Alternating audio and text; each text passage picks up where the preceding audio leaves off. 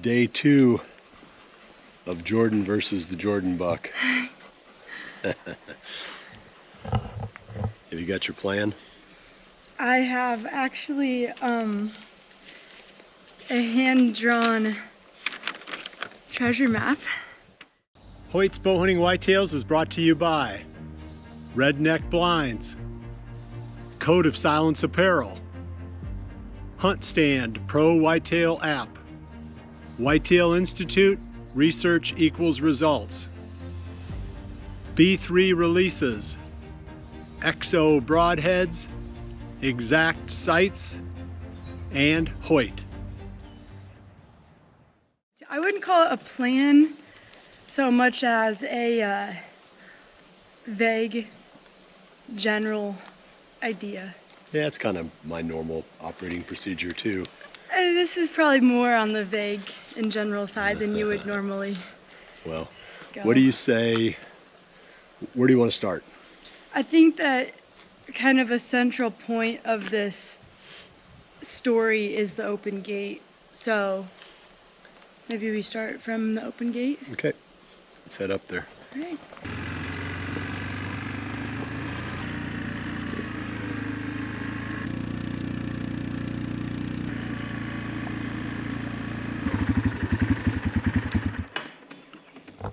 Based off of the information that we went over yesterday and kind of what I remember from past seasons and all of the things I've learned over the years, I have kind of a vague idea.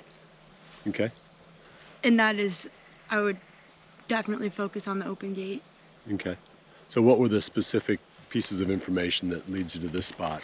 All of the camera pictures that we have, the direction that he was coming and going, and the location of where we think he was living, plus the amount of food.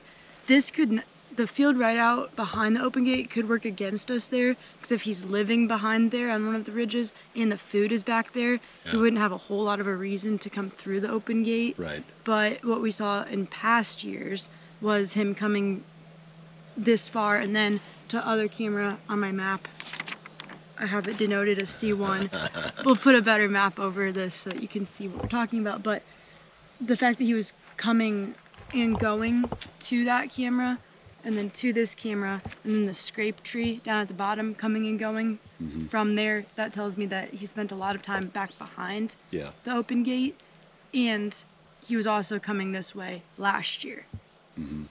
Not to say that he's going to be doing that this year, because the food structure is a lot different this year too. Yeah. But that, either I would hunt the open gate, or I would try to get a stand up, maybe along the fence line down closer to the other open gate. Right. Because you said that he would come and go. I mean, maybe you could hunt that differently on different wind direction days. This one's nice because it's pretty easy to get to it, to come in from the back. Right. And we did, last year, we did hang a stand there. Yeah. But we took it down because we never hunted it. Right. Along that fence line. Right. Because there's a ditch that comes up that separates the ridge that we think he's bedding on from the next one down. And it kind of works as a funnel. Right, he might be going up around the end of that, which he probably is at some point. And then that other open gate is kind of at the top end of that ditch, like where that funnel is. But you didn't think that he was necessarily going through that open gate a lot out into the corn, right? No, I don't know for sure. I mean, no, it didn't seem like it last year, but okay, so that's, anything else you want to add to it? Because I've got a few additional thoughts. I think that the scrape tree, I might have overlooked that a little bit. I think that that stand would probably be a really good one, especially this year, given how well the beans did. Yep. The corn wasn't a super big attraction last year, it didn't seem like, but the fact that he was very consistently like clockwork down there, right, he was utilizing it. However, it wasn't during daylight very often. Right, and I think it was more like him making his rounds. Yeah. So I didn't get the sense that he was feeding down there even, because he wasn't on the upper camera by the shack. Right. Another idea would be that C1 to be down there because he was working that scrape regularly and showing up in daylight, you said in Yeah. October? That's late October. Yeah, Yeah. so that seems like a pretty killable. Yeah. That would be a little harder to get to, maybe. I think you'd be okay there because you're coming from the opposite direction where he's probably living. Yes, that's fair. You'd be coming Yep. from down Yep. the trail. Okay. That's right. So you'd have to be able to get out probably at the end of legal shooting time in the evening, maybe without spooking anything. Yeah. So to enlarge upon your concept, in general, when you have a pretty good idea where the deer is living, you got to be careful not to squeeze that spot. And so we're kind of going out of our way, or you are on a roundabout, indirect sense. And then my plan would be, I probably wouldn't even hunt the open gate right away. Okay. Because I think we're a little too close even here. The coming and going is what gets you in trouble. Yeah. And if you think about this spot, we don't have a lot of good safe wind options, because even the safest wind is blowing out into the field, or maybe down into the woods down here, Right, away from, but you're just always going to be, there's really not a really safe wind at the open gate. Yeah, because, I mean, we're facing pretty much east. No, west. Yeah. We're facing west. And if it's going out into the field, you wouldn't want that. Or going out into the ridges, you wouldn't want that. Or even No. coming towards us this way. No. So it's kind of tough. Right. I think I think you're right. I think west is that way. I think a south wind Yeah. would be going out across through the gate. Yeah. So as much as I do love this spot from setting up an easy shot, it's a little bit risky from that standpoint. Not only are we running the risk of maybe bumping him, but it's that collateral damage, so to speak, where you start educating some of the non-target deer, and then their body language transmits through the rest of the deer that there's something not right. That makes sense. So I think the way I would approach this, and I would be really patient. I can think of 3 spots that make a lot of sense for starting. I think the sharp corner Yeah. on the trail, I think you could get in and out of there really easy. I think on a west wind, your scent would blow out over the top of that valley below, and he wasn't really coming from below there. Right. He was coming more from this direction, heading there, Right. and back and forth. It didn't seem like he was living down on the what would be east or southeast off that edge, Right. at least last year. So that would be the one fringe where he spent a lot of time that I would feel like I could hunt him pretty effectively there.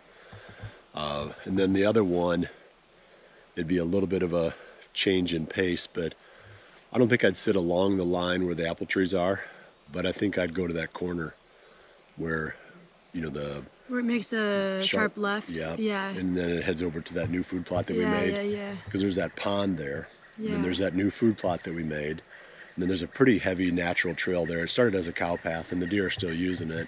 And there's some big rubs on that corner, which you probably didn't know about. But I wouldn't be a bit surprised if he occasionally goes that direction. So there's 2 far fringe stands that are pretty easy to get to. That'd be an easy one to get to. You could come in from the north end of the farm, and you'd never bump him. No. So you could get in and out of there pretty easy.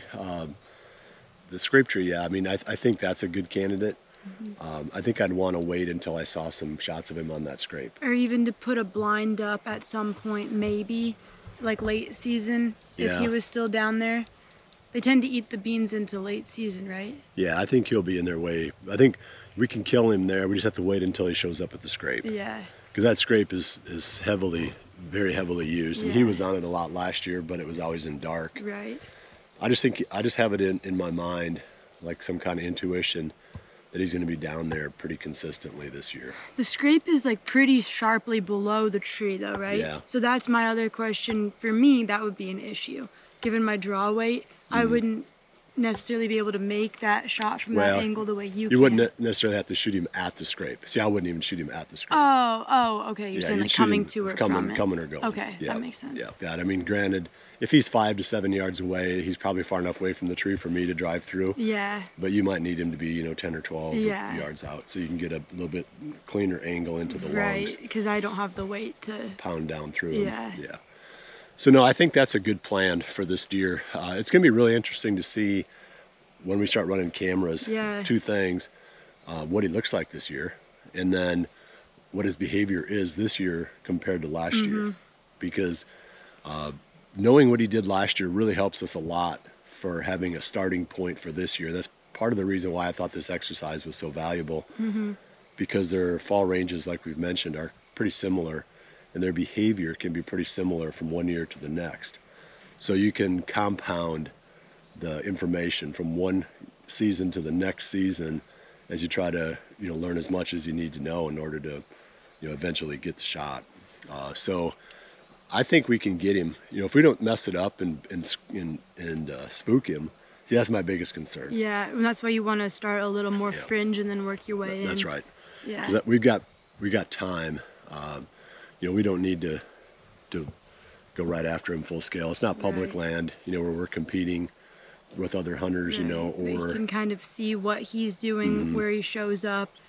Better than play it safe rather than just going guns or bows rather blazing and mess it up first week. I think that's what I would do. I think I'd stay away from the open gate for a while. Yeah.